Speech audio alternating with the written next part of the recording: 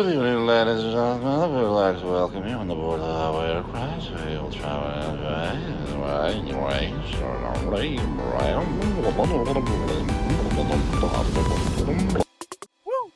Hey guys, happy Labor Day weekend, and we're going to jump right into this. This is the new Garmin Height Advisor, the GHA15, which came out last month but was non-functional until this month, actually just a couple days ago, when the G3X version 9.31 was published. As you can see here, it's about the size of a pack of cigarettes, maybe just a little bit bigger. It does weigh half a pound, just shy of half of a pound. And you are mounting it on the belly of your aircraft, away from any landing gear struts or anything that's going to interfere with the radio signal that gets beamed down to the ground. I wasn't really a fan of this demo here. This is a G3X in demo mode, and it just didn't seem realistic to me. So we're going to go ahead and install it on the RV12 and do a couple test flights and see how this thing performs in real life. So let's head out to the hangar. Yeah, this is going to be a little RV12 specific thing here, but this is where I decided to install the Height Advisor.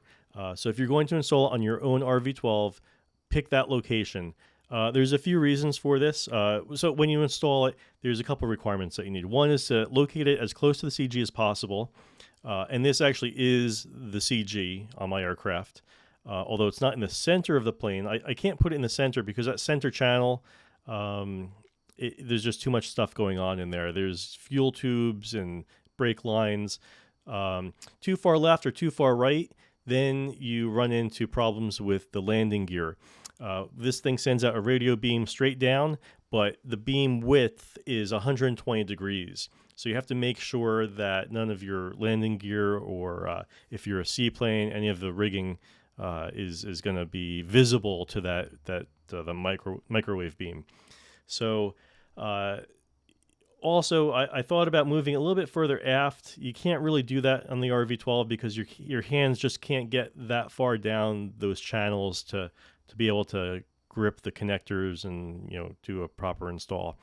But I did pick that particular channel that you see because that's the channel that has the autopilot pitch servo. So I already have power. I already have the CAN bus. So speaking of the CAN bus, we're going to take a look at the wires that we need to connect to this thing. So here's the connector. That round connector is actually 1 inch big. It's gigantic. I wish they would have made some smaller connector. This 22 pin connector, they only use 8 pins. We're going to use 4. 2 for the power and 2 for the CAN bus. Make sure you read the rules on how to connect new devices to the CAN bus. There are certain length requirements that you have to abide by, and ideally the wire is going to be shielded as well. But it's a very short run between the autopilot servo and this device, so even if you wing it, you'll probably be okay. And now to answer the question that everyone's been asking. How high are you? Hi, how are you? No, I said, how high are you? Hi, how are you? This cop is so friendly, babe. Well, I hope you enjoyed that. Obstacle ahead. 500. So that's the 500-foot call out from the Height Advisor. I'm going to show you a full approach from 500 down to the runway, and then we'll do a couple more starting at about 50 feet or so. 300. So I chose this airport in northern New Jersey because on the approach path, you go over a kind of a hilly terrain and then a lake, and then you're immediately over the runway.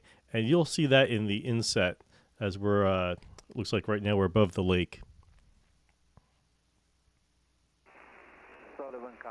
And now some power lines. 77 Alpha Alpha inbound on the 45 for runway 33, Sullivan County traffic.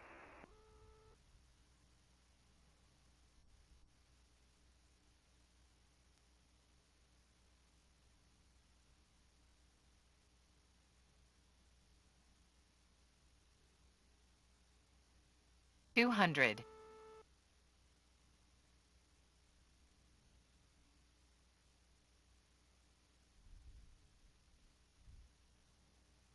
100.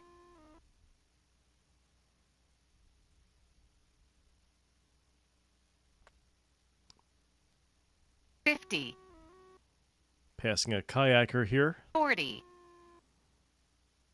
30, 20, 10, 5, 3, 2, 1. I did come down a little quick on that one. I still get distracted by the callouts in my headset.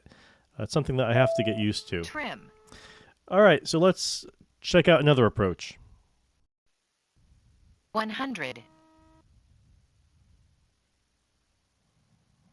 This kayaker here was loving these approaches. 50, He had his camera 40, out. 30, 20, 10, 5, 3, 2, 1. I still have to learn how to hold it off just at the last minute, just for an extra couple 100. seconds. And the third landing here at Andover Aeroflex. 50, 40, 30, 20, 10, 5, 3, 2, 1. Yeah, I still could have held that off just for a couple seconds at the end there. But it was a smooth touchdown. I have no complaints about it. And here we are at my least favorite New Jersey airport, 300, up at Linden. Now, if you look underneath the aircraft, I'm going over some really tall buildings. And then it's a parking lot, some flat grass, some houses. 200, The terrain really varies by, Traffic. I guess those buildings must be at least 100 feet tall.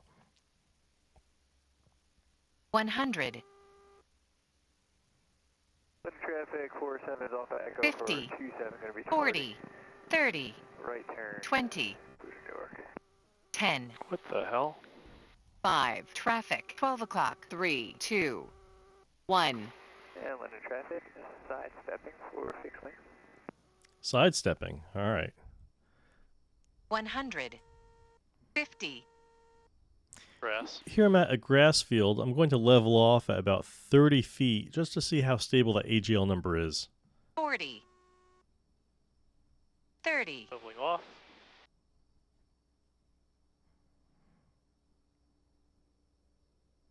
All over the grass. Full power, and up we go. I can tell you from experience so far 40, that 50, on short final, you are absolutely not looking at that AGL number there. I suppose it's good to look at that when it's going to be reading something like 200-300 feet to get a sense of how high up off the ground you are. Maybe when you're turning that base leg, when you turn final, you don't want to be too high or too low. So that might give you a good sense of where you should be. Now, for the type of flying that I do out here on the East Coast, where I'm always flying into a public airport with a known elevation, this unit is more of a novelty item. If you're out west, landing on sandbars in the desert or on mountaintops, sure, I can see a definite use to it. Also, if you run a flight school, I can see this being a use to students. A lot of students will be sort of afraid of the ground as they approach it. They know that they're not supposed to land with the nose wheel first, so they have a tendency to yank back when they think that they're getting too close to the ground. So, of course, you can't install this on certified aircraft yet. I can see Garmin, making this available for those aircraft maybe a year from now. I also wonder if this could be considered a North Sea device, a non-required safety-enhancing equipment that requires very little approval. You certainly don't need radar altimeter on your aircraft. And it's more like the name implies, it's just for advisories. So until next time, keep the brown side down.